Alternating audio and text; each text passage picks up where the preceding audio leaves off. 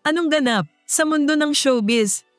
Ang naging usap-usapan tungkol sa hiwalayan ng comedy queen Ai de las Alas at ng kanyang asawa na si Gerald Sibayan ay umuugong, lalo na't lumitaw ang mga espekulasyon na posibleng ipa-revoke ni Ai ang green card application ni Gerald.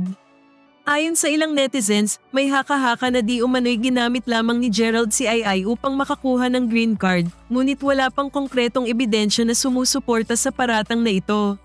Sa kabila ng haka-haka, inaasahang lilinawin ni Ai ang lahat ng isyong ito sa isang eksklusibong panayam sa kanyang kaarawan sa Fast Talk with Boy Abunda, bukas, November 11. Bukod sa paglilinaw ng kanilang breakup, sasagutin din umano ni Ai ang mga tanong tungkol sa di umano'y paghiwalay sa kanya ni Gerald sa pamamagitan lamang ng isang text message. Sa kabila ng mga kontrobersyang nakapalibot sa kanilang paghihiwalay, inihayag ni Ai na nais niyang maging bukas sa publiko dahil naniniwala siyang ito'y bahagi ng kanyang utang na loob sa mga taga-suporta na tumulong sa kanyang pag-angat sa industriya. Sa nasabing panayam, inaasahan ng marami na bibigyan niya ng liwanag ang isyong ito na gumulat sa kanyang mga tagahanga matapos ang 10 taong pagsasama nila ni Gerald.